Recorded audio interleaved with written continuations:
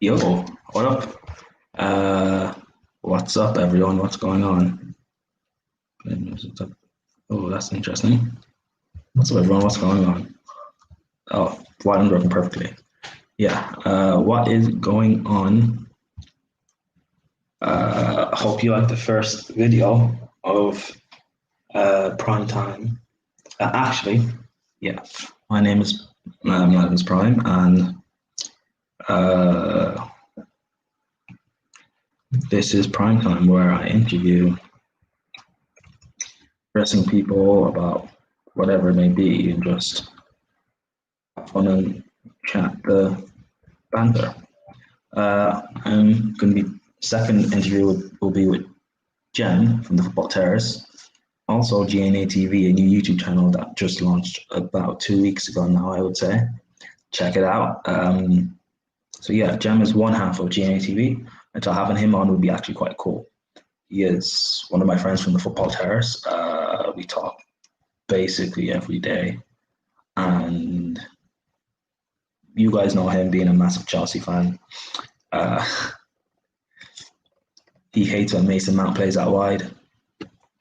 He loves Kepa. There's some stuff you don't necessarily know about him. I don't even know that much either. I thought it'd be interesting having him on, talking. He used to play, football and stuff. And actually, let me just bring him in and just let him start talking away. Jen, how's it going, bro? How's your day been? Yo, people, how are you all? Hope you're all well. Started my weekend well. As you can see, I've got a glass of gin in my hand, gin and tonic. So, yeah, man, I'm all right. How you doing, Prime? Thank you for having me I'm on the good. show, You've man. got gin, I've got water, so. You had beer yesterday. What are you talking about? So it's the other way around. I felt a bit jealous. I saw you drinking. I was like, I need to drink. But yeah, how was your day been? How's your week been? What, 2 weeks of international football? How was that? Uh, how was that? I mean, I don't like international football, as we know that. My love for international football died a long time ago, to be honest. Like, I just don't like it. Like, since the golden age when we had the Gerrards, the Lampards, the Ashley Coles, like, after them, when I realised that them man couldn't even do anything for us, is when I just thought, I give up. Like, I'm done. Like, I'm not even going to bother with England anymore. Like, we've got people like Declan Rice and Eric Dyer playing in the team. Like, what chance have we actually got? Yeah, I mean, people need to calm their expectations down in England. England haven't won anything since 1966. You know what I mean? So look Okay. at this guy's shirt. Well, yeah, I was saying to them, if they know you from the Terrace or GNA TV, you are a Chelsea fan. Yes. Uh, you don't like when Mason Mount plays out wide. You love Kepa, but there's some stuff we don't know about you. For example, Yeah. we know you used to play football and everything. Mm. Actually, let's get into it. What Yeah. is your first footballing memory in terms of you actually playing football, or most significant, I should say? Yeah, it would. I mean, it was my first. I got my one of my biggest memories is when I first started playing football. We had a seven-a-side squad, and I was only seven, and we were playing. At the time, I used to go to David Beckham's primary school, which is called Chase Lane in Chingford. So there was always this big hype about David Beckham around the school and who he was and what he was about. At that point, he was at Manchester United as well, so it was a big thing to be there. And representing that school at the time was like a big thing, if that makes sense, because it was known as David Beckham's school. So yeah, I mean, we played Millwall. How, We played Millwall in the final, and it was, yeah, like I said, seven aside. We was It was 0-0, and then they had this goalie, and I'll never forget him. He was like 4 foot, but he could jump like a monkey. Like, he was so good. Like, you literally, you look at him and you go, why is he a goalie? Like, our goalie looked, for like our age, was like 6 foot. He was big. Do you know what I mean? But their goalie was like a midget. And we ended up beating them on the day 2-0, and we won the cup on that, and that made us the best in the division. And they were a very, very good. It was Millwall. It was like Millwall's finest young kids at the time. It was a big game and a big day, and I always remember it because my dad was the coach of the team as well. So yeah, it was a good time for me, mate. Definitely. Prime, you're on mute, mate. So, what even got you into football in the first place? And like, what came first? Was it you watching it, or you playing? Because I know you're a Chelsea fan, so. So when I was a very big Chelsea fan at a younger age. I used to watch all of the games on Channel 5. It was mainly on Channel 5 back in them days, a lot of the football.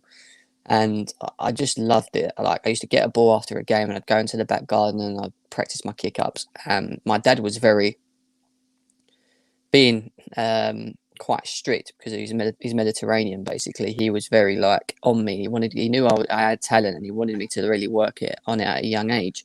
So we practiced a lot on like ball control, dribbling, and we used to have a park which was like 2 minutes away from my house. So we used to go over there and just literally, he used to just train me. It was literally like training, and I'd done that solidly, and I've become very good. Like, I was a lot better than many kids at their age. Do you know what I mean? Because I'd had that training. I was going up there every day, kicking the ball with him. I'd spend like an hour or two a day just playing my dad football. Do you know what I mean? So it was yeah, man. It was a big step, and it was a nice step. And then on onwards, it was 13 years of football, 13 to 14 years of football that I played from then onwards, and it went up into different Big stages. up Dad. Shout out to Dad. So he is why then you are a Chelsea fan as well. Yeah, when I was born, he wrapped me in a Chelsea blanket. My dad has 7 brothers, quite a big family, and they all lived in Islington, right next to where Arsenal's stadium was, Highbury at the time.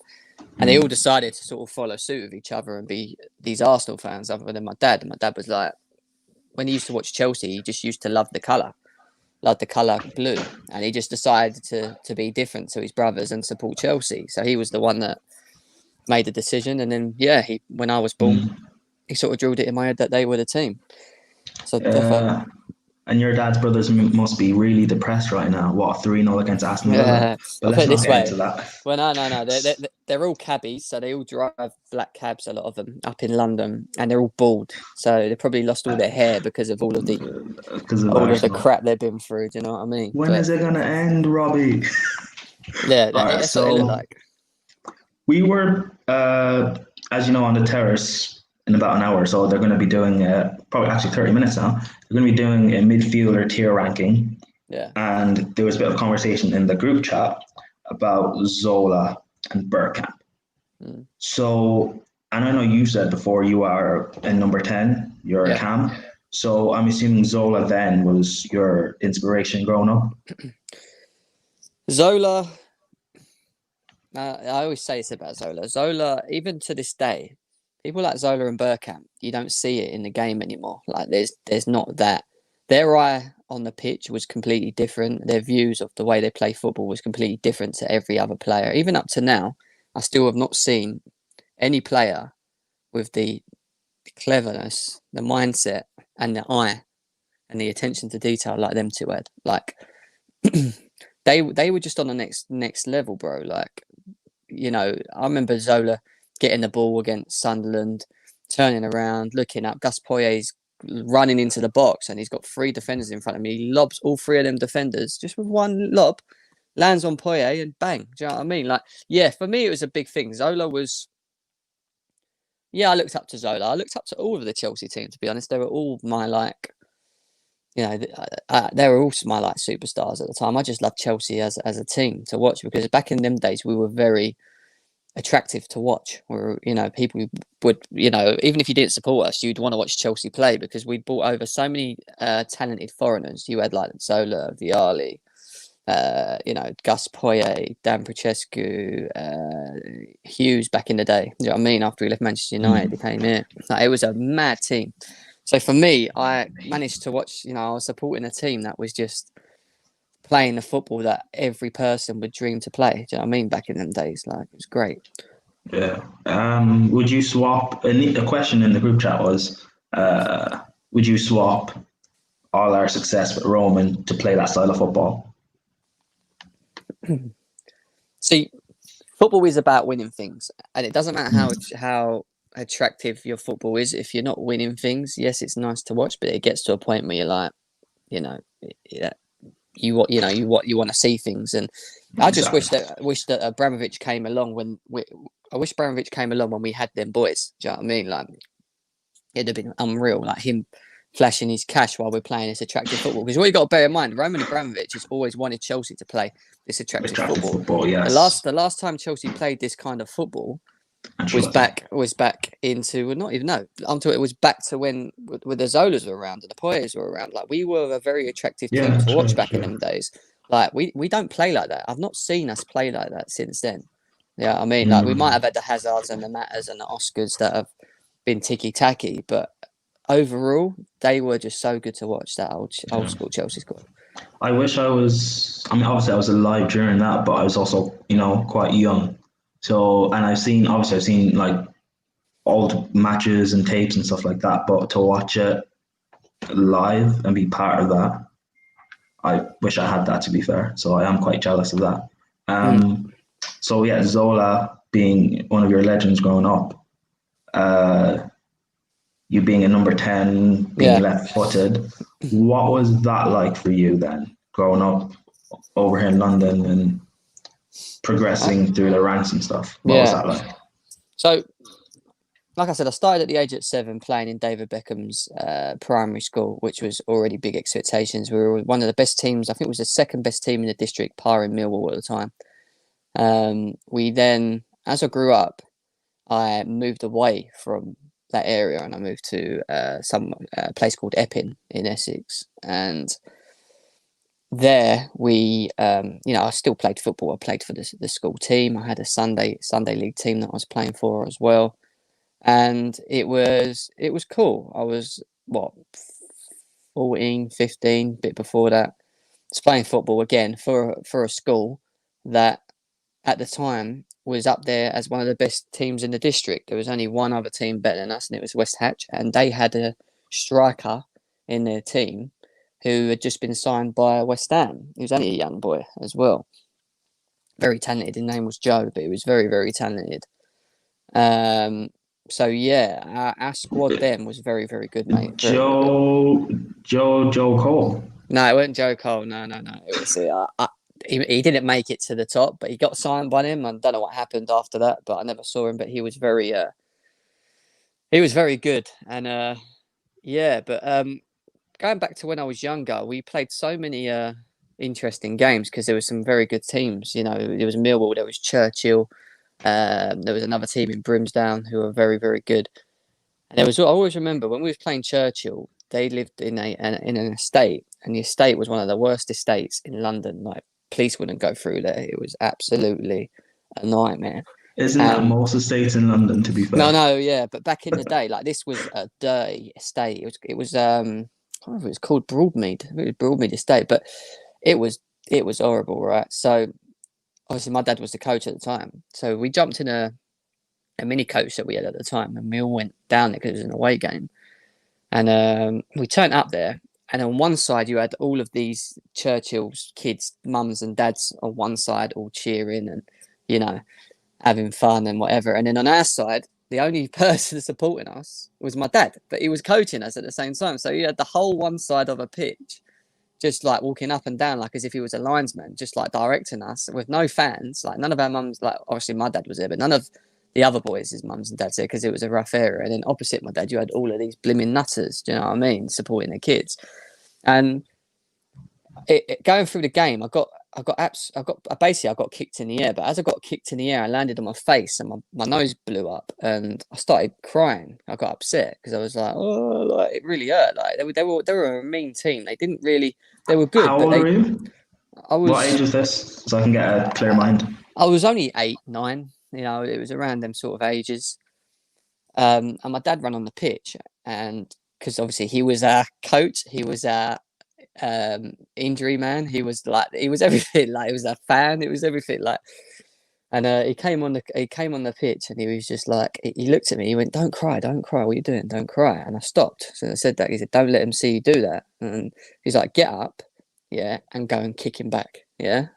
So I've listened to him. Obviously, he's my dad. Do you know what I mean? So I've got up, and I've watched the guy, and the guy's laughing because my nose is bleeding, whatever. I didn't go off, and we had this ginger kid in midfield, and I'm telling you, he was like Paul Scholes. He was what he reminded me of. He was so good, so good, but he had a very bad temper. So when they'd done that to me, he'd go after him. Anyway, you know, we were playing in the game, whatever. This boy who took me out gets the ball, and I absolutely clatter him. Like I didn't even kick the ball; I just kicked him in the side of the leg, and he fell on the floor crying. And all of like his parents and all of the opposite rivals' like parents were screaming, going, "Fred, what is that? That's disgusting!" And then they're all starting on my dad, right? Because they heard my dad tell me to kick the guy in the first place. Yeah, so they're like, they're going mad. They're like, "Oh my god, like it's your fault. You told your son to kick my son." And then they're all shouting at him, whatever, going mad. We're all arguing, and then it goes into a riot. Like the dads of the fans come on and start screwing up to my dad, and my dad's on his own. Yeah, so we had to stop the game. We literally had to. It was a 2-footer, Will. Literally, it was like I literally took this guy out, and he was proper crying. He was in tears. Like I was so angry at that point. And we had to your tackle worse than his? His tackle was worse. His tackle wasn't as worse as mine because I was running full speed. So when he's tried to tackle me, I've kind of like, instead of coming, because I've gone in the air, I've not come back down on my legs, I've come back down on my face. I've hit my face. It looks worse because I've got all blood, but I literally just ran behind him and just studied him. Like I didn't even get nowhere near the ball. So they forfeited the game, and they're all like shouting at my dad, kicking off, like saying they're going to do stuff to him, this, that. And my dad was like, getting a coach. Like it's because we're all kids. It was his responsibility. He was like, getting a coach. So we all get in the coach, and yeah, we all get in the coach, and I see my dad just squaring up to about 3-4 of the opposition's dads, like saying, "You want it, come on in, like that." And they were all shouting like, "Dad, come on, you got to drive us. We've got to go." And he runs. He starts running to the coach like while we're on it like this, and you can see the dad's all preparing behind him, like chasing him. He jumps in, he shuts the door, and we just drive off. And we're going through this estate where police don't even go through, because if you do, you just, it's just dangerous. We drive through the estate, we get out, and it's just like we're sitting there like, was that prison or was that football? Like, what the hell was that? Like, it was mental, mate. It was such a funny time. But so your dad then, being your dad, being your coach and everything, was he? And I'm assuming from that story you said, what, you got tackled, landing on your nose, blood everywhere. Yeah, And he said, "Get up and kick him back." I'm assuming no special treatment for you, even though you were the coach's son. nah, I mean, it was always, my dad's always been very critical of me, even to this day.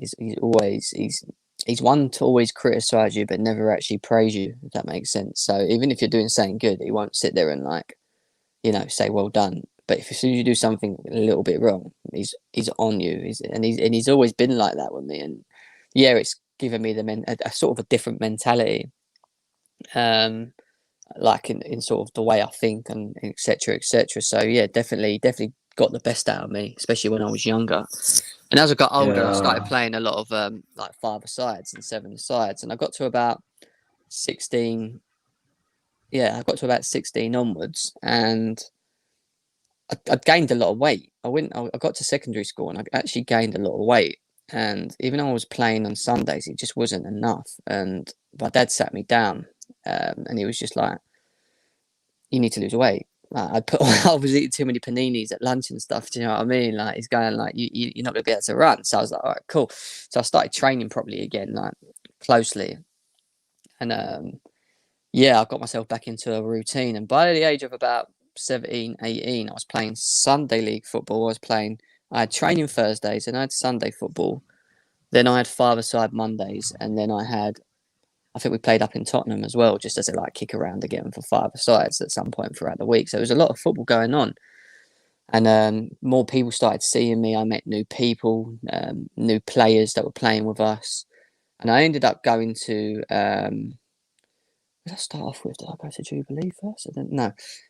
I went to I started off basically. I met someone through Panathinaikos. Panathinaikos had their own UK team in London, so they were like looking for players to play, and potentially if they were good, maybe fly out to like Greece, for example, and that.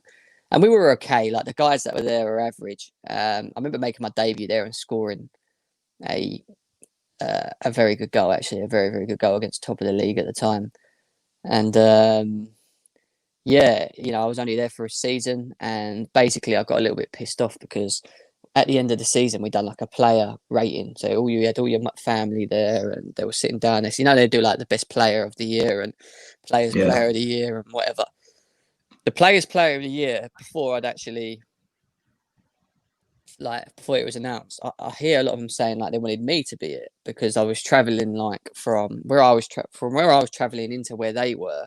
It was like an hour a day, and I was always the first person there, whether it was training or if it was an actual game. I always used to travel, and I was always the first person, and it was more about my mentality then because I was brought up to be like always on time, always be on point. I was very like quick with things, and it was like on their doorstep, 10 minutes from the field, or whatever. But yeah, they'd arrive late.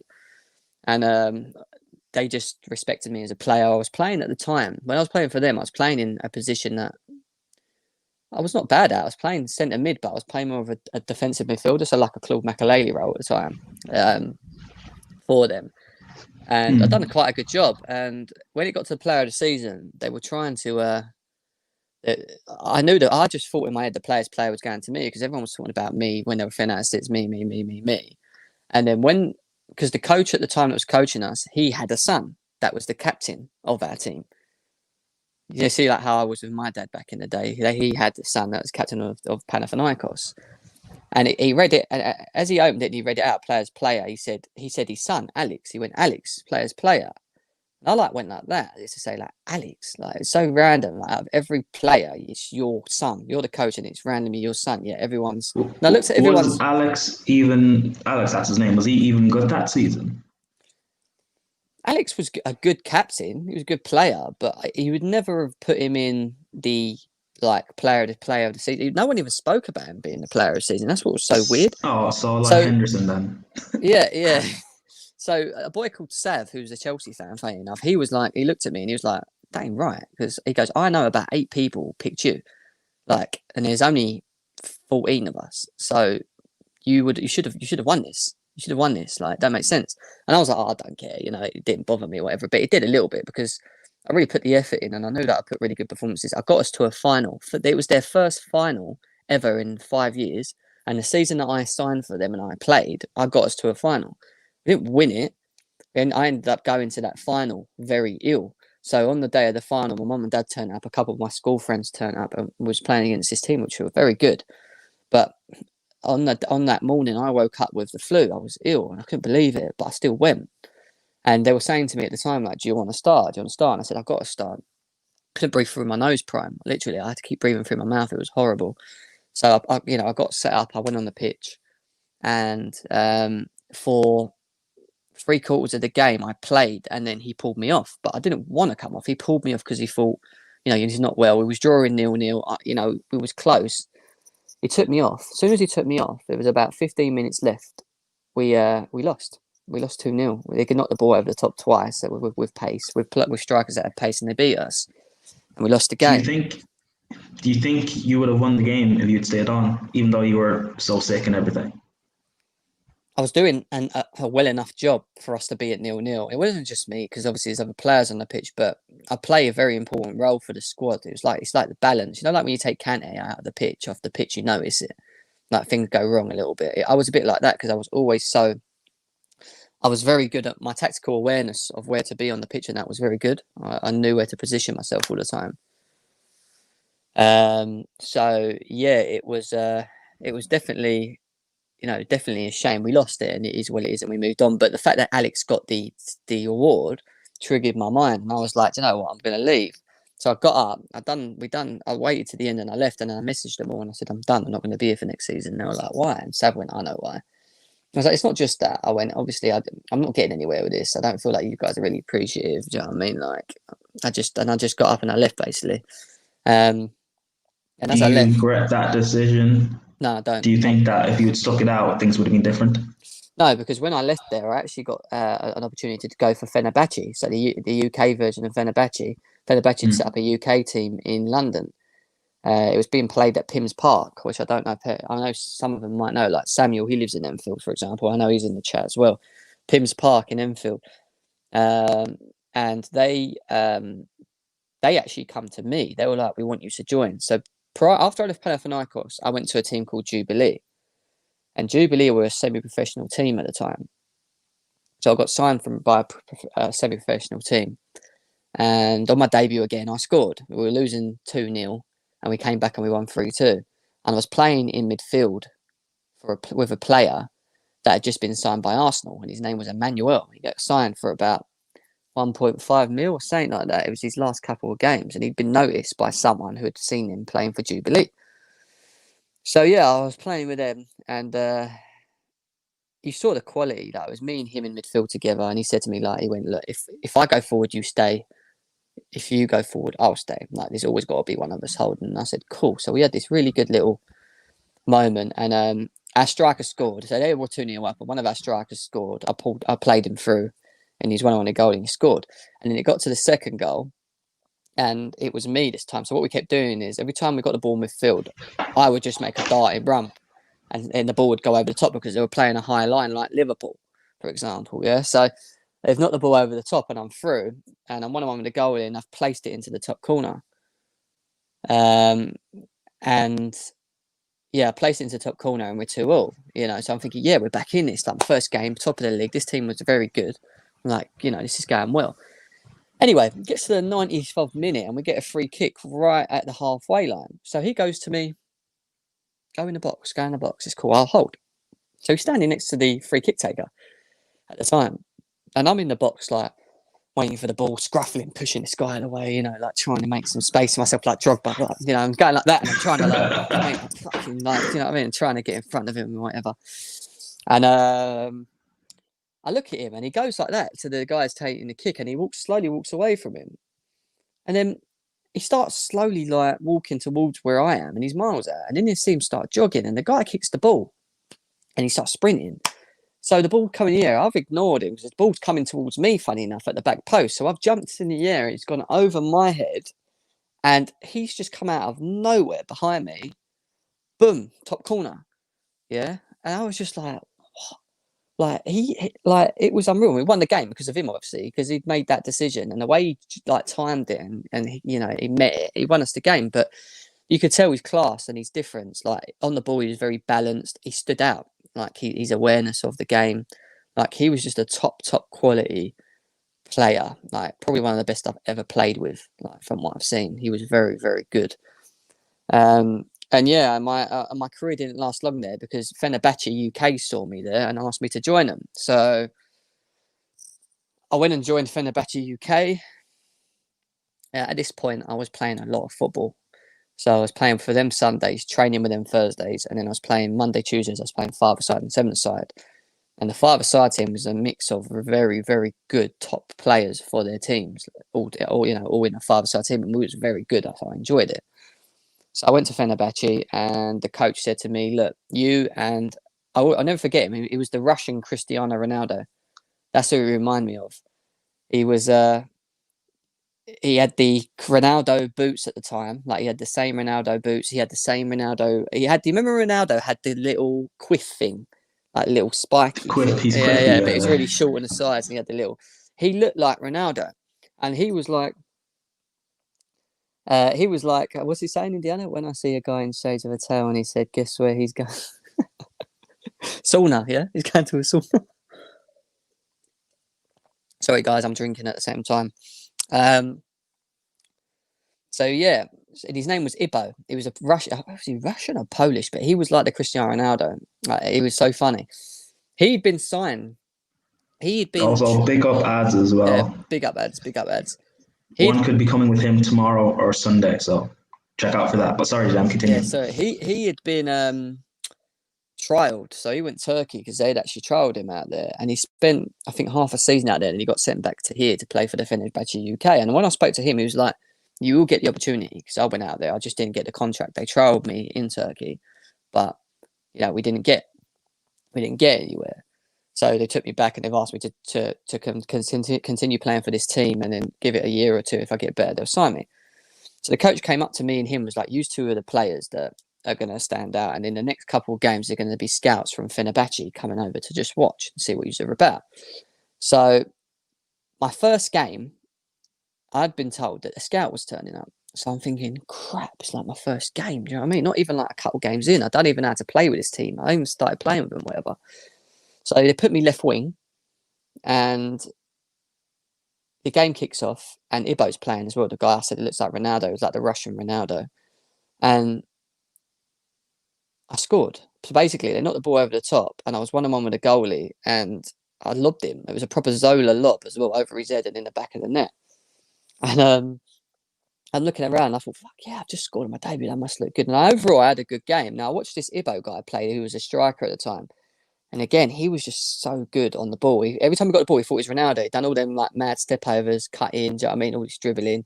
He had a rocket of a shot as well, like such a powerful shot. And it got to the end of the game, and me and him were like, "Oh, yeah, we played a good game, like the scouts were or whatever." And then we go up to the coach and we're like, "What did the scouts say?" And he went, "There wasn't any scouts here." I was like, "We've been told that there were scouts here. Like someone told us that there were scouts today and whatever." And it was like, no, but they will be throughout the season. So I was like, all right, fair enough, it's my debut, whatever. So I stuck with them. And we was going through the season, and with the thing with the Turkish league is it's quite dirty. Like you go past them, they just kick you, they trip you up, like they will wipe you out. You're not going around them, you're going down. That's their kind of attitude prime. Do you know what I mean? It's one of them ones. But it was I went throughout the season, and each time we'd finish the game and we see the scouts there, they kept saying, "No, not coming, no, not coming, not coming." And I had enough of it. I was like, "No, blow this." You know, whatever. Like this is, they've lied to me. They've made me come here, and I'm thinking I'm going to get like this Fenerbahce moment, and it never happened. And one of my best mates at school, group of mates, they contacted me, and they were like, "We're going to create a team called Interrepping, and we want you to play." So I was like, you know what? I'll go and play with my boys. You know what I mean? I was now around about 1920, probably say 1920. And I was playing a lot of football. I was fit as a fiddle. I was eating well. I was playing five-a-side Mondays and Tuesdays.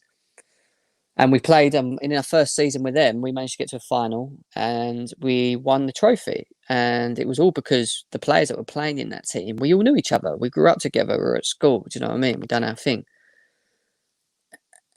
I had been contacted by someone from QPR at the time, and they'd asked me, because QPR at that time, 2012, were in the Premier League. So they had the likes of like Kieran Dyer, Hoylett, Zamora, Anton Ferdinand. Like they had, they had some decent players. They were Sean Wright Phillips, who was at Chelsea. He was there, and I got signed. Well, not signed. They asked me to trial, so they asked me to go to Harlington training ground to basically trial for them, and they'd given me like a 2-month bracket. So for the 2 months, I was like, oh my god, this is my opportunity. I told my mum and dad, they were proud of me. I showed them the email from them, and whatever. And my dad was like, look, this is your chance. Like, get on with it.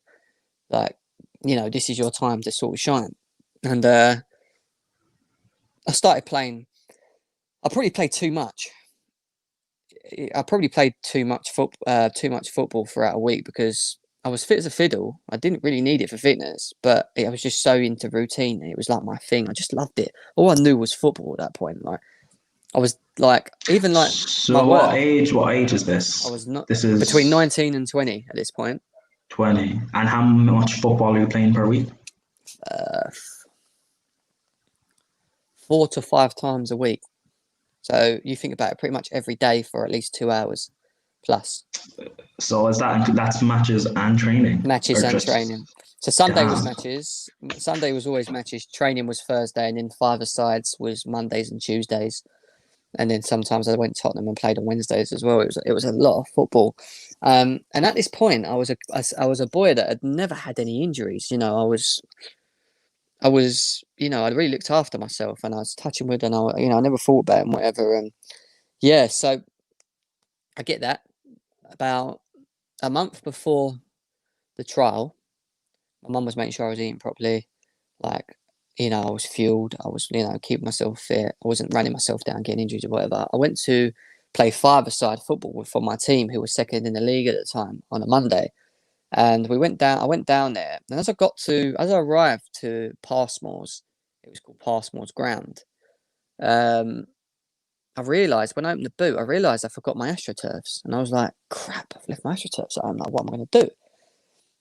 My boots are still in the back, so I thought, well, "What's the point? I might as well just put my boots on." So I put my boots on because the pitch was for the 3G pitch, so a lot of people did wear their boots down here. Do you know what I mean? It's just that I was never comfortable wearing my boots because it was hard. And yeah, so because it was hard, I thought I'll just risk it. It's one game, forget it. Like, you'll be all right. So I put my shoes on, and I've gone over. We started playing the game, and we're winning comfortably. And I was playing up front, and I got the ball, and I 1-2'd it with someone, and then I was literally from the halfway line all the way up to the goalie. I was through. So I've started sprinting like full pelt, just going. And my mate Sean's come next to me on the left. So I've kind of like turned my body to sort of lay the ball off to him. But where I've been running so quick, where I'm so I put weight on my right leg, it's buckled. And I've gone to pass the ball, and I've buckled my ankle, and it's just popped. And the ball just rolled to the goalie, and they were like, "What, Jem? What are you doing? Like, what the hell? Like, what happened?" And I didn't even say any words. I went past the goalie, hopping, and I just crashed to the floor next to where the goalkeeper's goal was. And I was just like, fuck! Like, I was screaming. Like, I was in so much pain prime. Like, I'd never been injured, never had an issue, screaming in pain, and I took my shoe off. I had to take my shoe off because it was swelling so much that it was so bad. And Was it your foot or your ankle? it was my right ankle. It was like a golf ball. So I've took it off, and at the time it was only like that. It was only little. By the time I'd got to the car, I left them. They carried on playing. I said, "I got to go." I said, "Sorry guys, I got to go." I left them. So I jumped in the car and I started trying to drive home. And where I'm going like that with my ankle, it's just making it worse because it needs to hold still. So I'm trying to get myself home. I get home and no one's at home. So I'm lying on the chair, my leg up. I must have knocked off. I was so tired. I knocked off, and my mum and dad come in, and my mum's looked at my ankle and going, "Get up now." I went, "What?" And I looked at my ankle, and it was like that. I'm not joking. Swollen. It was huge. And my dad was like, "What the hell? What's happened?" And I was like, "I just twisted my ankle." Blah blah blah. He went, "Get in the car." So we drove down to the hospital. And as we drove down to the hospital, we've sat there from about 8 o'clock in the evening all the way till 4 in the morning, and I'm waiting for a scan. So they've done one scan, checked it, and said, and then they went to actually we need to do another one. So I'm thinking, oh, so every time we was waiting for a scan, it was like an hour on top of an hour. So it was dragging. My dad was tired. I was tired. We just wanted to go to bed. NHS, fix up, please. Oh, Thank you. it was shocking. And by the time I got home, it's 3 in the morning. But they basically told me that I had to wear this boot, and they gave me this moon boot, big plastic thing. And I said, "Look, how long am I going to be out for?" And they went, "To be honest, at least a minimum month."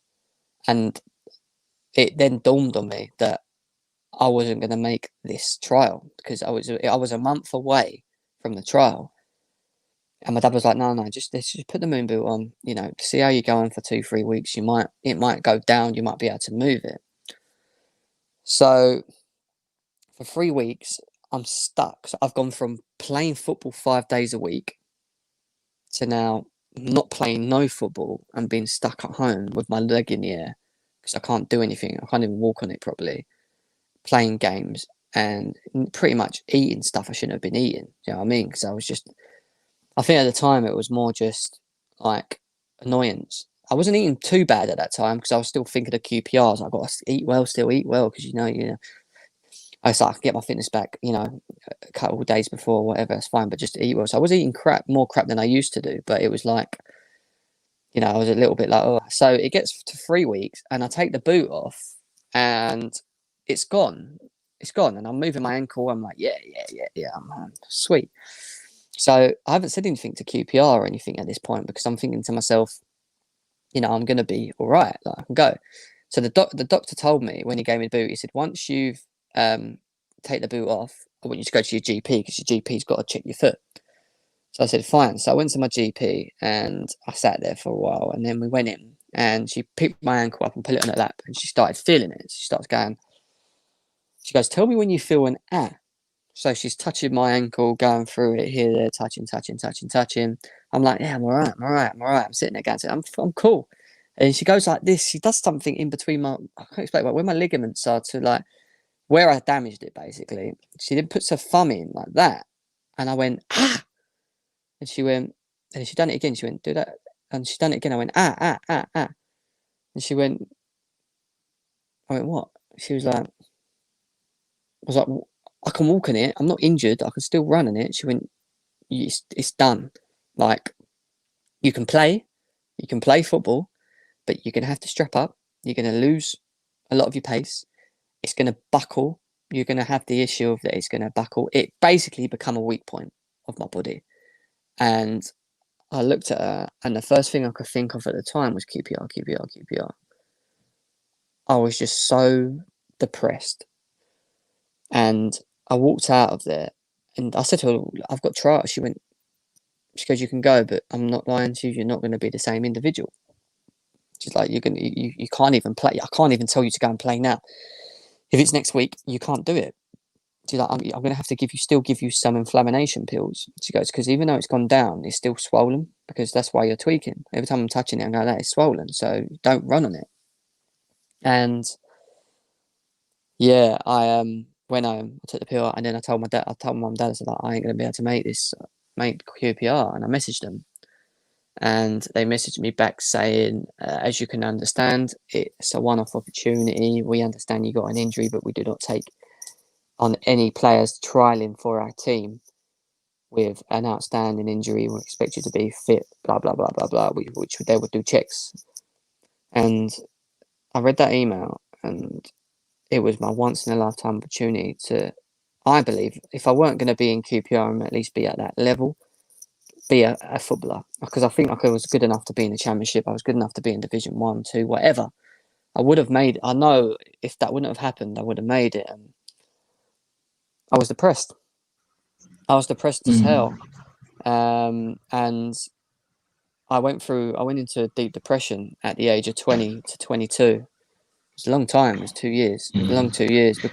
Were you reliving that moment over in your head? Like if, like could you have done something differently or whatever if that injury didn't happen, or were you constantly reliving that in your head, or what was going on? What I was living was the injury, number one. What stuck in my head the most was the GP moment when she said to me, you've lost half of your pace, it's going to buckle, you've got to wear this strap. And she gave me this stupid flimsy strap. And I was like, I can't, like, what the fuck? Like, I can't wear that. Right? And she's like, you're going to look like you're not going to be the same player. And I went through depression for 2 years. I was eating loads of food. I put on a load of weight. I couldn't train. I lost the appetite to even play football. I watched football. All I used to do was sit in front of the TV and watch football. And it was like it's like your childhood dream, being taken away from you. That's what happened to me because I'd played for 13, 14 years, 15 years of football, solid football, and I got myself to a stage where I was actually very good, very talented. Like I was that good. Like I knew I was that good. I could have been like something. I knew I could have been something, and it got taken away from me. And for 2 years, I just ate crap. And one day, my dad came up to me, and I was about 14 and a half stone at the age of 22. Had a belly. Literally had like, I was, didn't really go out much. Just, worked. I just worked. That's what I done. I just worked. And he was like, you need to train, Gem. Like, you need to be doing something. Go to the gym. And my dad had membership because he had a business membership. He could get any 3 people in at one time. So it's like, come gym with me, come gym with me. So he took me to the gym, and then he got me hooked. Like after a while, I started slowly getting into it. I did a bit of muscle work and trying to lose weight. I'd done some cardio, and then I got hooked to it. And ever since then to now, all I've been doing is, I train. It's my, because I've always been sporty, relevant being football or not. I've always been an active person. So yeah, he managed to get me out of that, and yeah, started playing, training and not playing football. I did play football going throughout my career from about 23 onwards to where I am now. I went in and out of playing five-a-sides, but I was just so worried about my ankle. I went to Oh, so Turkey. yeah, you can still play as long as you take it easy. Yeah, I can still play now. I can put on and run around, but it's just the whole thing of it. But Prime, I need to go to the toilet 2 seconds, mate. I'm going to come back. All right. Yeah, no problem.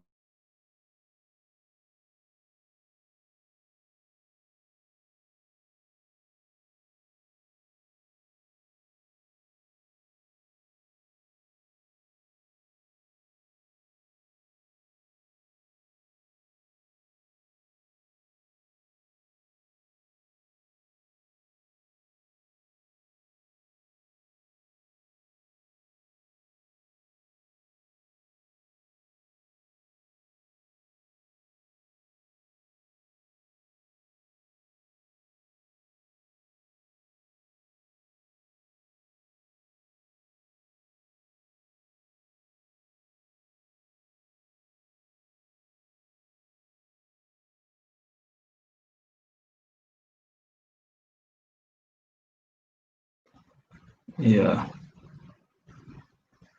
Yeah, no, James has gone bathroom, which is cool. Yeah. Yeah, he will be back.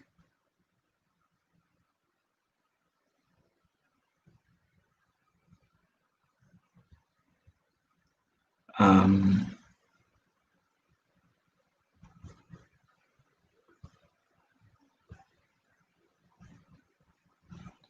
he'll be back in a second.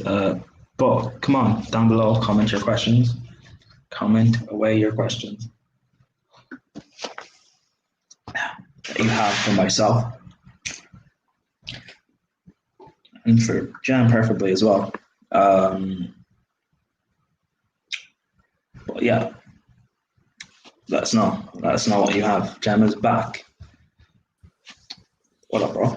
Sorry, guys, man. I was holding that in for so long. I drank so much water today. I just can't stop going to the toilet at the moment. But No, yeah, cool. so yeah, I went through a bit of depression. I managed to find gym training, and yeah, since then up to now, I've been training and took some other big decisions in my life, which I don't know if you want to talk about now or another time. But yeah, that's to do with work and stuff. But yeah, since that was my pretty much sporting life, guys. Really, I don't know if you've got any questions for me. Fire away. I'd love to answer them. Yeah, we can.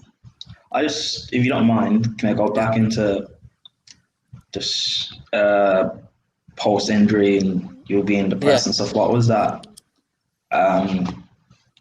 like for? Just I guess your mind stay. What was that like for like you amongst your friends? Did you play any football, even just a kick around five-a-side? I was still friends with a lot of my schoolmates, and they had heard about the news about me missing out, and they knew what they kind of knew what route I went down in life, and they was trying to get me back into like five-a-sides with them, and they had 11-a-side team, and I wasn't interested because I was always worried about twisting my ankle. I kind of wish that I just done it instead of just living in my past and worrying because of what happened, if that makes sense. But yeah, it was horrible. It was a young boy who had a dream to be something and put the commitment in and knew he was good. It wasn't like I was playing football because I was crap. I knew I had a bit of talent, and I lost it. It got taken away from me cruelly at the wrong time. Like for someone that had never had injuries for 13, 14 years to then get an injury at the worst time, especially when you got yourself built up. Like for me, it was the fact that I'd got myself to a point where I'd worked hard. I trained hard. I worked on my control, my shooting, my skills. I was a number 10. You give me the ball, I'd run at you and I'd dribble around you. I dribble around about 3 or 4 times, and my shit. I had a good shot on me. Defending wasn't too bad. I had pace as well. I could move with the ball. Like, I was good. I actually genuinely thought I was pretty good. And yeah, it was upsetting me. It was not a good time in my life to be feeling the way I did. Not gonna lie. Not gonna lie. Well, what were you? So you said you didn't like really play football at all. Then, what were you like in terms of, still watching football? Were you still interested in football? I was always interested in football. Even though it died in me a little bit because I couldn't get my dream. I was always still watching I watched Chelsea.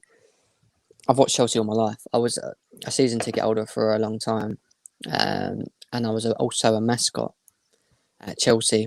Not a mascot, sorry, Really? not a mascot, a ball boy at Chelsea for a season. And it was in the two. What year was it? Sorry. It was in the 2001. Yeah, 2000 to 2001 season. I was a ball boy at Chelsea, so I'd have to get there earlier than everyone, and we would queue up in the tunnel with the players and walk out with them. And I had this thing with Jamie Carragher because he was playing for Liverpool at the time, and the ball kept going out near me. Every time the ball kept coming out near me, and he'd scream at me, get the ball, what are you doing? I'd get the ball, and I'd do that, and I'd drop the ball, and everyone used to laugh at him, and he would grin. And I threw it to him, obviously, because it was my job. I had to throw it to him originally, but every time it came to me, it got to the point where he started grinning because he's like, what am I going to do next? And I become a familiar face there. It was nice, you know what I mean? Back in them days, being a ball boy, it was like a dream. How does that, I mean, it's probably different now, but I just always assumed that being a ball boy, it's just happened because you were part of the youth academy setup. Because you always hear stories about like how Mason Mount and Reece James or whatever used to be ball boys, so I just assumed that's how it worked. So how was it back then? Because you weren't in the Chelsea academy. My aim was to get to Chelsea academy. Don't get me wrong, but no, but in terms of you being a ball boy, how did you become a ball boy? So basically, what happened was one day, a lady who worked for Chelsea came up. Adds love for his friends. It's cute. Yeah, I know. Will. It's really nice of him. Gemini Prime. In the space of 2 months, we have become friends and grown closer and closer. Yes, we are friends, but this is personal stuff. Should make us brothers. Big up, G. Big up to Ads as well. Good in the house as well. Both of you boys. Yeah, so a lady come up to us. Basically, I was my ticket where I held was right at the front. There's one of the seat guys at the front, and a lady come up to that area where he was and said, "Who, what kids would like to be ball boy?" And I jumped in front like that, me, and she picked me. And it was cool. I don't forget it. It was cool. I was standing next to Dennis Wise as well. He was the captain, and Wow. we were queuing up, and then they just told me to stay on. They're like, "You might as well stay on, continue. We need some ball boys here. The boys we had before are not able to get here all the time, so we need someone that's committed." And I just said, "Well, I'm a season ticket holder. I'd be here all the time." My dad comes with me. My dad used to jump on the train with me, go to watch the game. We done it for about a year, and then my dad's cancelled it because it would come a lot of money, and he couldn't afford it. So I was a little bit peeved because if I would have stayed there, I would have still been there, probably the ball boy until I got older. Might have even had a chance to get in with the team. I don't know. Do you know what I mean? Because they know you personally. When you start going in the tunnel, like I'm standing there with like Wires and LeBoeuf and that, and they're all like, "You're right, Jem," and like touching my head. Like, I'm only a little kid as well. Like yeah, not bad. It's nice. And like you have jokes with them. Like it's funny. Like no, it's cool because then you can joke around with the team you're up against. So if it's like Man United, because then you had Man United and they had Paul Scholes, and Paul Scholes was standing next to me. And the boy that was standing with Paul Scholes, weirdly enough, was Ginger. So you had a ginger kid standing next to a ginger player. Who was it? I can't remember who it was. I think it might have been Jody Morris, who is our Mm. coach now. He said something to Paul Scholes. It was like, "Oh, is that your son?" Something like that. Obviously, we were kids, so he didn't understand it. And then Paul Scholes just turned around with a grin, like he's trying to say, like, I mean, but it was funny, man. It was funny, and yeah, that was my life. That is part of my life. My life. I've got so many life stories, guys. That, like you wouldn't believe it. Like that's just a small part of me in my sports side of things. Like so much. Mm. Even though I'm only 30 years old, a lot of stuff's happened. It's Up been to a now, a good lot of stuff's 30 happened. years. It's been a good 30 years. Loads. What footballers have you? I mean, obviously, ball boy with Chelsea and stuff. You've met a lot of footballers. What footballers did you walk out with? Were you walking out with the same player all the time? Not all the time. I was with Dennis Wise. I was next to Dan Procescu at his later ages when he was nearly done. I was next to Graham Lissow, who at the time was our left back. Cudicini. Was it Cudicini? Was our goalie then? I can't remember if it was Cudicini actually. It might have been Ed de Goy. No, it wasn't Ed de Goy. He'd gone. Yeah, it was Cudicini at that time. Yeah, so it was cool. It was cool. You know, you don't get to talk to them much because it's weird. You go down the tunnel, it's like a bell. You know, like a bell at school. Back in them days, you used to go beep, beep, like that. And then you'd see like everyone run around like mad. And you see the players come out it for each side. And then the kids have to stand next to them. You know your position because you're told beforehand. And you walk out. And you know what it is? The best thing about it is walking out of the tunnel into the pitch. And there's just so many. Sorry, guys. I'm actually saying that. I've got something to tell you. I bought a webcam with a microphone. So Yes, finally. I am now going to be on my laptop all the time with no phone. And it's coming tomorrow as well. I think it's a good one, actually. I don't know if it's a good one, but it's got a microphone. Which one did you buy? I got one on Amazon. It was like on a Black Friday deal, but it was Amazon's choice. So they said like you should get this one. I read the reviews and everyone was saying it's like it's got Do you know what it's HD called? camera. Got a HD camera. I don't know. This is why I'm crap with this stuff, isn't I? It's got HD camera. It's It's a got a name. microphone. Listen, guys, when it comes to technology, like I'm bad. Like you guys have to help me. Like I was gonna get a laptop, and I wasn't sure what was a decent laptop. Like who are decent makers. Like I've got a Lenovo at the moment, but it's really old. He can play So it through the eye of the needle, but he doesn't know the name of a yeah, webcam. yeah, I'm a bit. Someone kept telling because you boys kept telling me get a webcam, and then I found a webcam with a microphone so that I don't have to have speak this as well. I can talk to it'll pick it up. It's meant to be really good. It's like 2 in 1. So I'm gonna give it a go. I'm having it tomorrow, so I should. If I get it tomorrow, I will have it for Sunday because it ain't being delivered here. It's being delivered at my fiance's house, so I'll be going there to pick it up. Basically, Which were you ever starstruck? Like which footballer you walking out with, or the opposition team that we were playing, or have you ever been like, wow, this is one of the best of the best? Like nowadays, it would be like walking out with Ronaldo or Messi. if we're talking about players in general, it weren't actually a Chelsea player. Like because I was so used to being with Chelsea players, it was like they're my team now. I love them all. It was probably Thierry Henry. It was probably Thierry Henry. I remember seeing him and just being like, "Oh my god, TT. It's Thierry Henry." And then he had next to him Wiltord, who was actually really good at the time as well. It was him, Perez, but mainly Henry. Every time I saw him, I was just like, "Oh my god, it's Thierry Henry!" Like I was so excited. Like I was more excited to see Thierry Henry than I was being next to my own players at the time because you only got to see them like once once in a blue moon, once a Yeah. season. So when they come, it's like whoa, like because I only went to the Premier League games, never went to the cup games and stuff. I didn't do it all the time. It was just the Premier League games. So yeah. So you were only all right.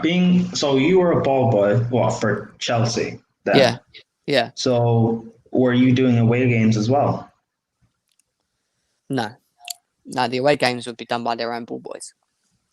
Oh, the ball boys of the team of the that you're team. that okay, so that is fair. That It's is how only it works then. yeah. So it's like if you're at home, then it's us. If you're away, it's the away's ball boys. Like it's the same now, really. I think it's the same sort of thing. It's always the home person's ball boys. For some reason, I thought it'd be different, but yeah, that actually makes a lot more sense.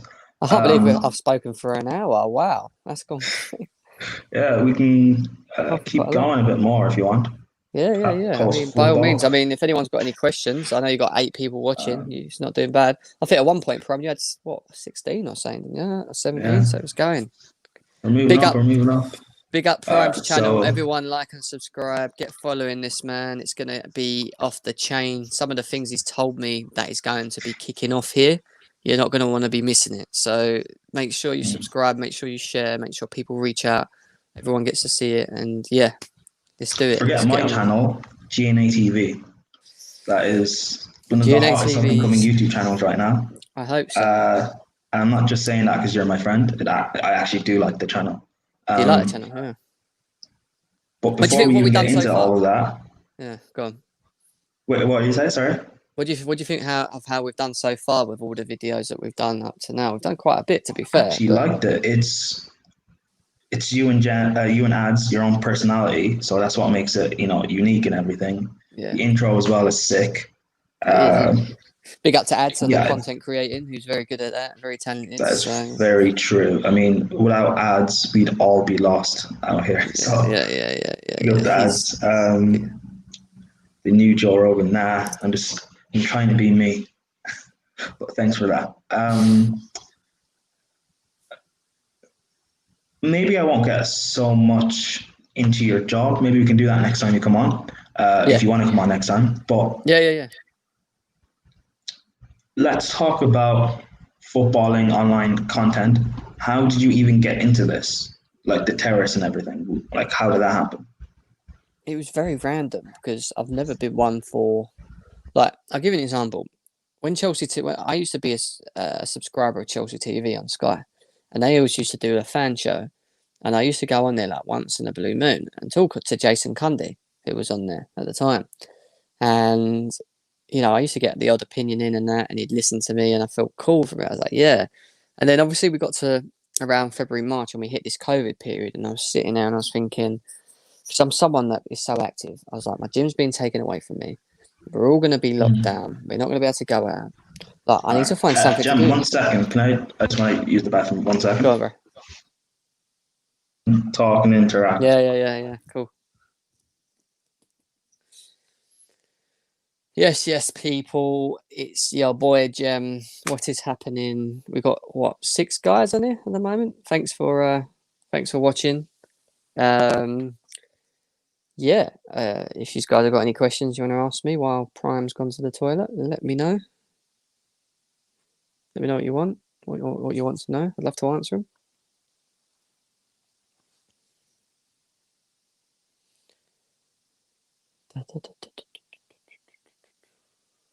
Yeah, Wayne, get a MacBook Air. Like, the problem is with that is that I need it for, like, I'm not very good with, I need it for work, and I don't think MacBook's good for, like, Microsoft and stuff, from what I understand. So, I don't know whether that would be good for me or not. Ads, is there any other sports that I play?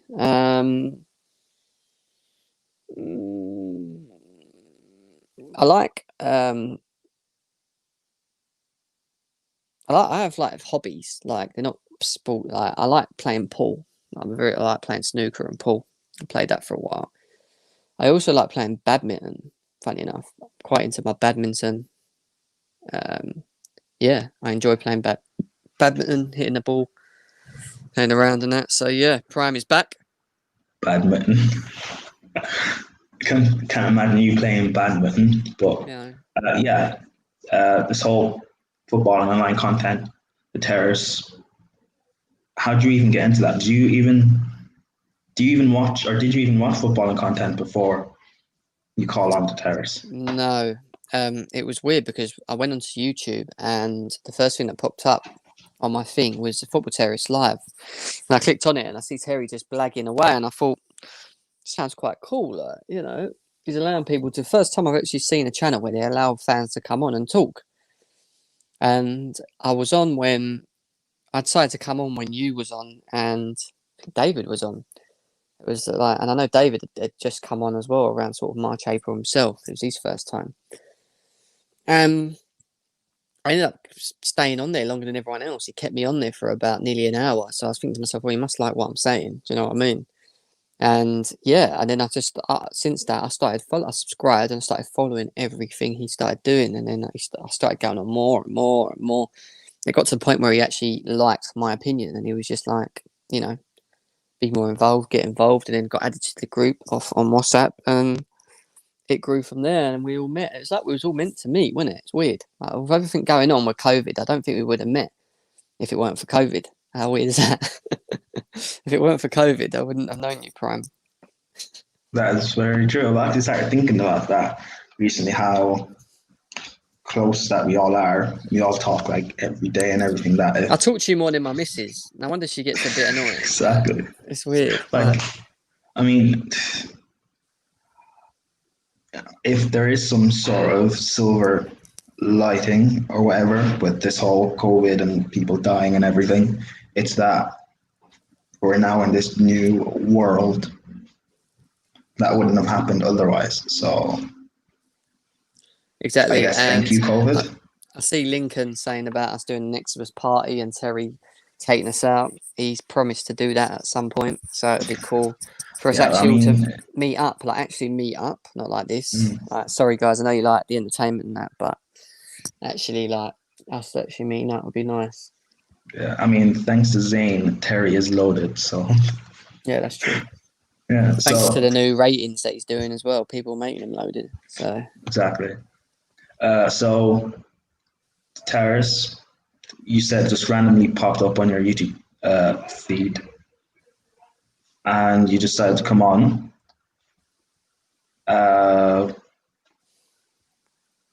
Why? Like, why did you call up? We was talking about Chelsea, obviously, and it was something that I think it was actually funny enough. I think one of the first things we started talking about was Kepa, and I was so angry with him at that time. Okay. I felt like I had to air myself, and that's what triggered it. And then obviously started talking about us more and more and more, and yeah, man, it was and then I met yous, and then we all realised that we've all got these mad personalities that are all different, and now look at us. Do you know what I mean? So yeah. It's So see, without Kepa, we wouldn't all be here and be friends. So you're welcome. Not Kepa, all right? Stop saying it. I can't stand the guy. See, did you read that? He's getting a pay cut. Yeah, apparently. For January. If we saw Kepa, who knows? We might not be friends anymore. Well, at least he's done one good thing in this world, eh? I just said we won't be friends anymore, and you didn't respond to that. All right. So the Terrace, and then you started appearing on other channels like Stephen Featley, Monsters channel, Football United TV. We do the Chelsea show on the Terrace, which is one of the best shows on the Terrace in my personal opinion. Yeah. Don't tell KJ that, Mr. Midnight Vibes.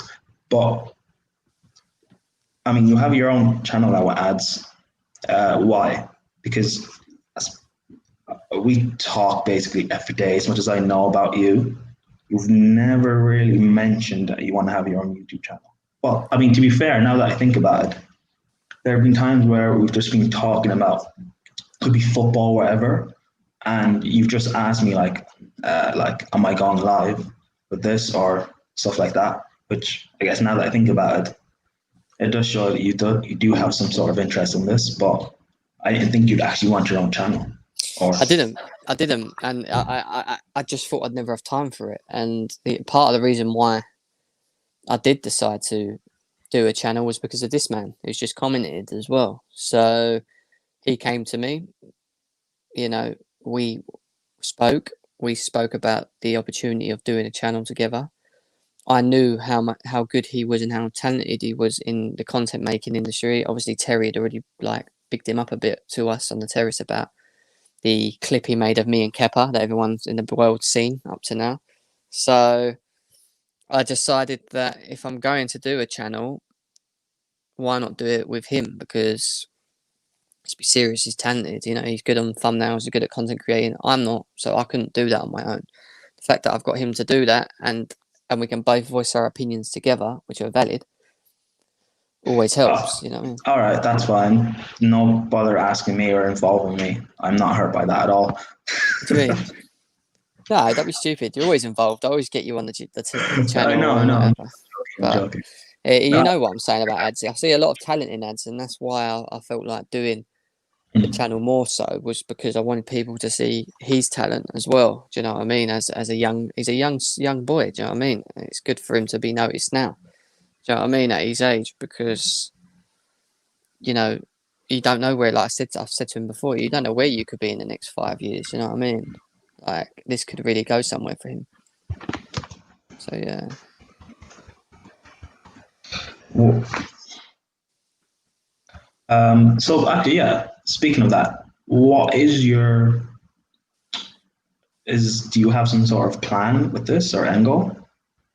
Really, we've got loads of different ideas and shows that we want to do. We obviously want to try and grow it.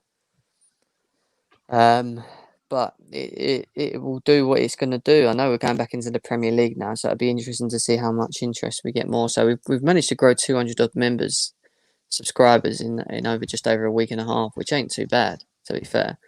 Obviously, we want to try and close the gap to the 1,000 subs if we can. But yeah, just got to keep going, man. Keep making good content, and hopefully people will keep sharing and keep backing us and keep supporting us, and then we can continue to grow. And if we can do that, then great. You know what I mean? But if not, then it's nice to just have our loyal people that are interested to listen to what we've got to say. So what you guys want to make this a full-time thing? We're not looking at it as a full-time thing. Like we're putting a lot of time in anyway in the evenings. You know what I mean? Like we're doing it once every 2-3 days at the moment.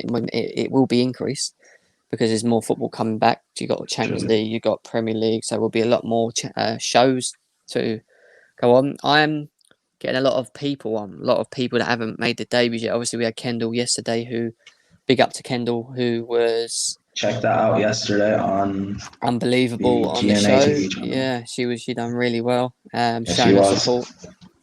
And on Monday we've got a massive panel coming on to review the games over the weekend and the Champions League games. So it is all people that haven't been on yet as well. So it's going to be debuts across the board. So yeah, we got plans, mate. We've got plans. But Prime, you've got to stick to what you're doing. I like what you're doing here. It's a good idea. Thanks, It's bro. a bit out of football, and yeah, let's But get this going. that's why I did it, because like I talk about football so much on the terrace. It gets a bit Steven's after a while. channel, Monsters channel, whatever. Yeah. It's nice to get away from has that. one now, the first 11. Everyone check that out on YouTube for all to watch. Tonight, 9:30.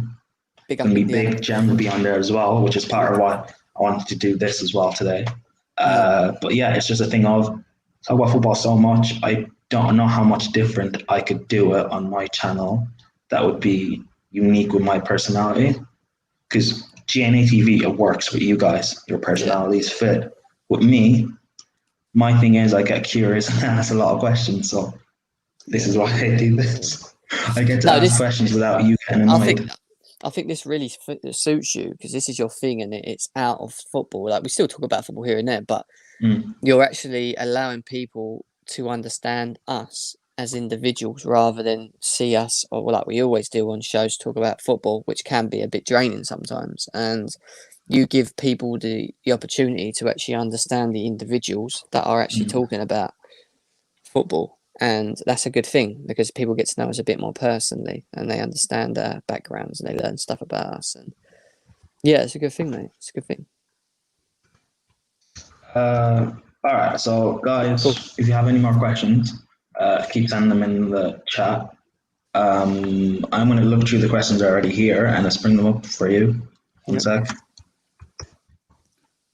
One person said Makelele or Kante. I'm going to flip it. Since you are a attacking midfielder, creative midfielder, who do you think would be harder to play up against? Oh, um,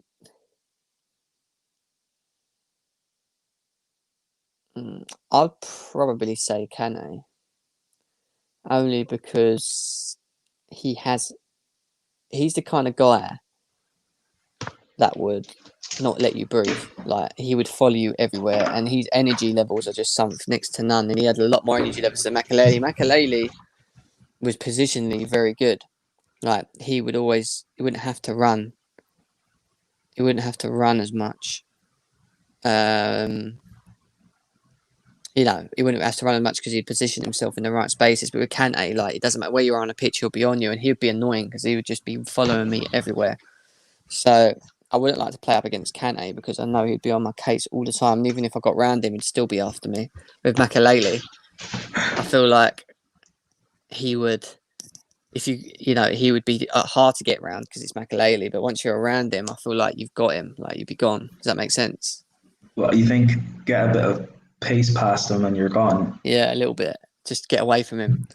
But it's with Kante, it just doesn't. It's like you can't. He'd just be everywhere. Even when you're running, it'd still be like pulling you, just like nabbing at your heels, sort of thing. Like, True. But one of the best things about Makalele was his positional sense. So I mean, I get that's what I what was you're just saying. saying, Yeah, and it's even hard to argue with that. But yeah, I mean, again, there is no right answer to be fair. So I yeah. can't argue with that, can I? It's a tough one. Which football? Someone said here five-a-side is the best and hardest football. Do you agree, or do you think playing 11-a-side is harder or easier? It's a lot more energy. It's definitely a lot more energy. Playing five-a-side. I mean, 11-a-side's tiring, but five-a-side is consistent. Like, you do not stop running. It is so like. So yeah, I like five-a-side because it's like FIFA Street, the game. You just can just do so many skills and, like, muck around and, like, but it's constant. Like, you've got to be very fit to get up and down the pitch. With 11-a-side, it's tiring because you run one end of the pitch to the other, but you haven't got to consistently run. That makes sense. So you can catch your breath a bit better. So yeah, it's definitely hard. It's definitely hard, mate. It's definitely hard. The Turkish league pretty much defines gritty football on a reel. Do you think that's true? Is it one of the hardest leagues to play in? One of the hardest things I've played in. They're big lumps and they don't let you go around easily. Like I said, they'll just kick you. Yeah, I mean, like, it comes annoying, does become annoying, but yeah, it's definitely one of the hardest leagues I've played in. 100%. I know that.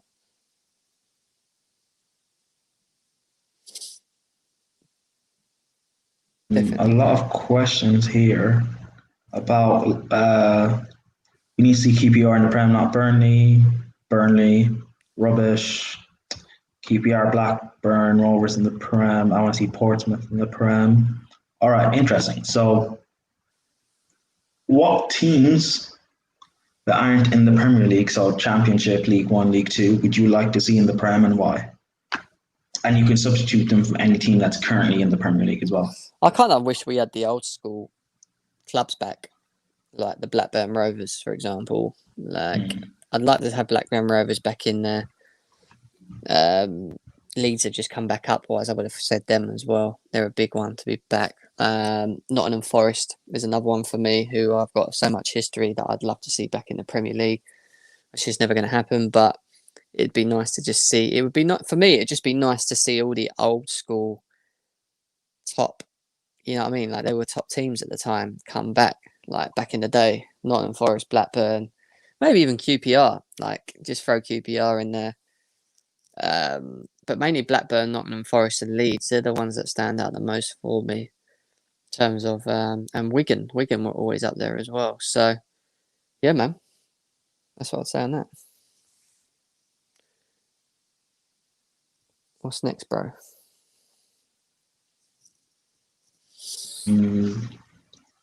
Someone said only psychopaths wear studs on a 3D pitch. Yeah, that's 3G true. pitch. That's true.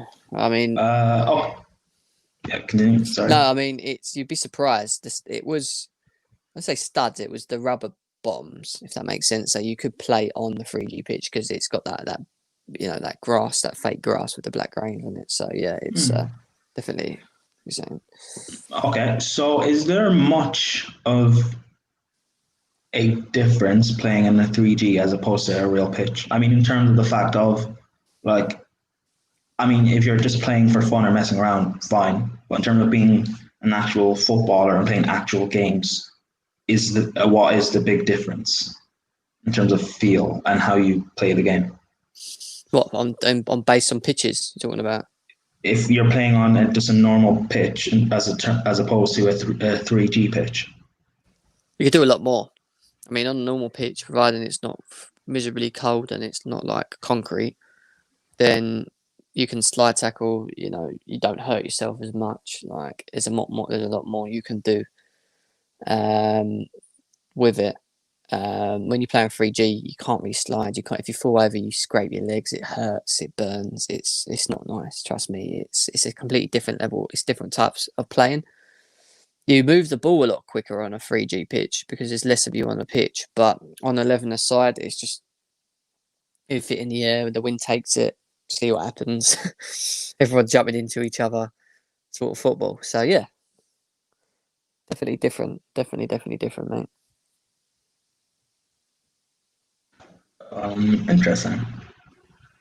That's actually really good. I didn't necessarily know there was that much of a big difference because in Ireland, anyway, for the most part, it was just normal pitches. So yeah, the bobbles and stuff like that doesn't help in terms of running on it. But I don't know. Well, at least when I played, I always tried using that to my advantage in terms of set pieces and stuff like that. So yeah, there's that. Gem, who's your favorite player ever not a Chelsea player? Or at least top 3. That's a good question, that is. You have to think of this one probably. All right, we can go Premier League. Premier League we players. Can go all time. All right, so Premier League.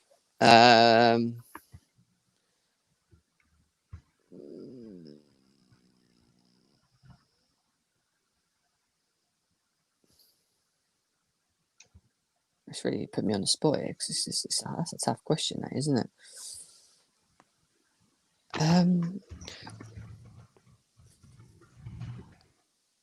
In Premier League, I'm probably going to throw Sergio Aguero as one of them.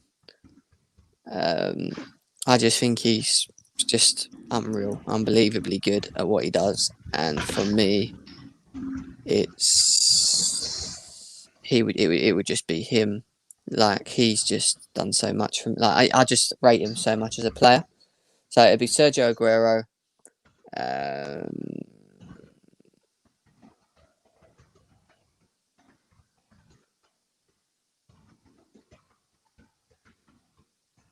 This is tough. Cristiano Ronaldo, probably because of what he done for the game. He's very talented, very skillful. Can't knock him for who he was. And then I'd probably say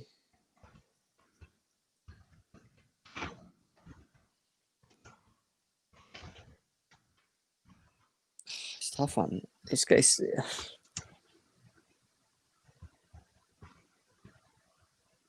who else did I like that much? That really stood out for me.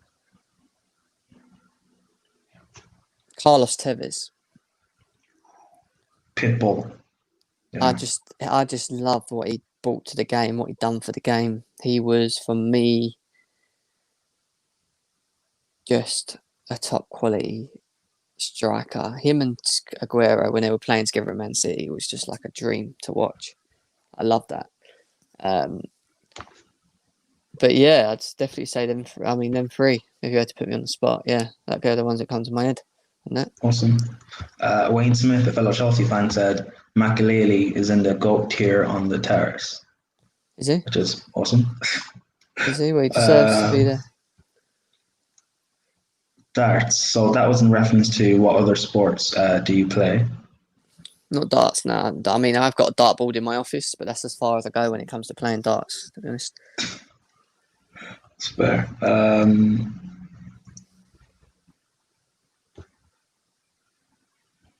Kante is someone who makes the simple things magical. That's facts. Luton Town for sure, to be up in the Prem. What are your thoughts on that? No. The answer to that No. for me. No, I definitely not have Luton Town. I'd rather have Leighton Orient there than Luton Town in my eyes. But yeah, sorry, Wayne. You heard that here first. You might have beef with DT later on, but yeah, because he's from Luton apparently. Branislav Ivanovic or Cesar Azpilicueta? That's a horrible question. That is. I know. Oh no. Do I have to pick? That's unfair. Do you have an answer? It's really tough. They're both like no, I can't do it. Like they're that good. I can't do it. They're both that good. They're both so good. Top quality players, Wayne. I just can't do it, mate. I really can't do it. Sorry, buddy. All right.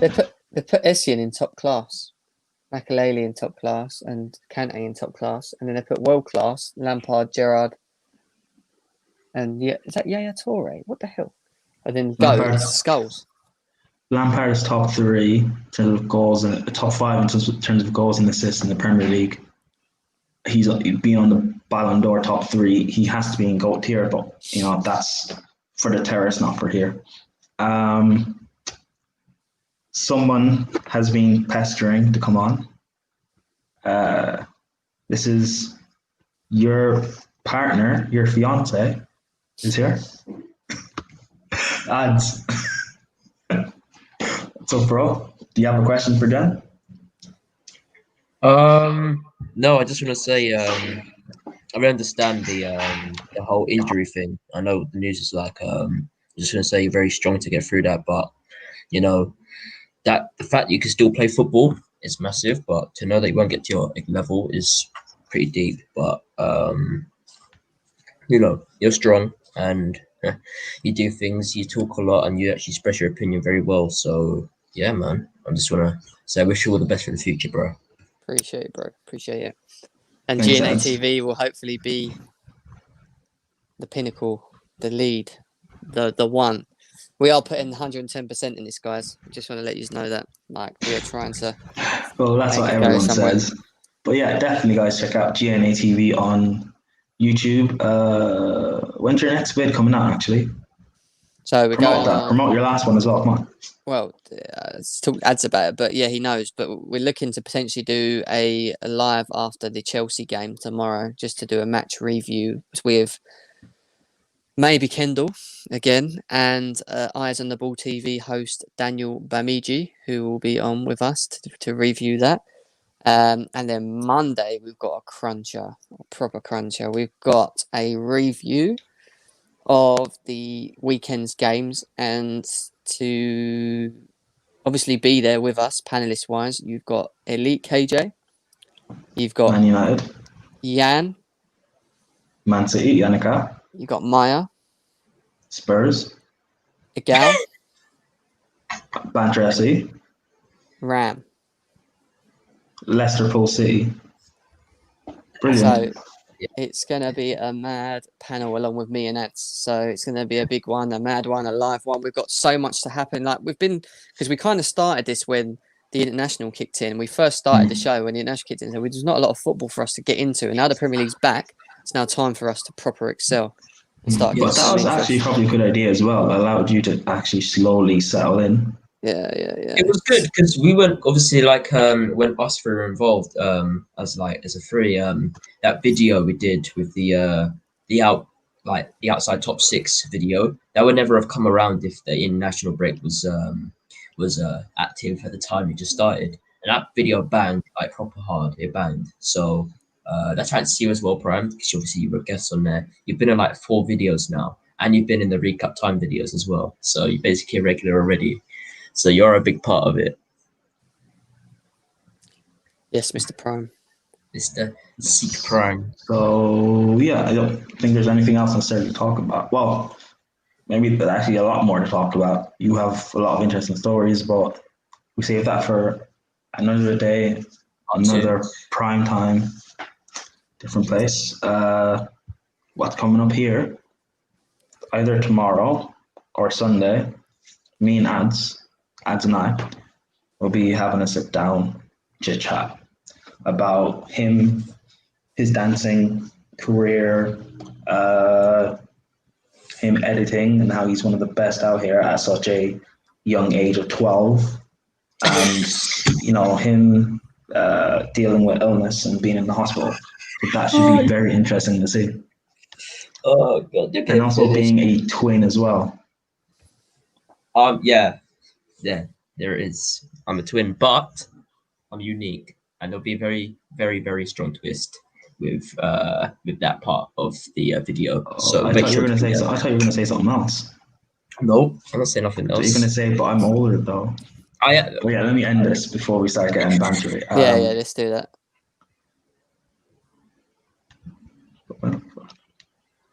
Yeah, thanks for coming on. Peace. Thank you, Prime. yeah. Thanks for having me on, man. Appreciate it. No problem. See you later, guys.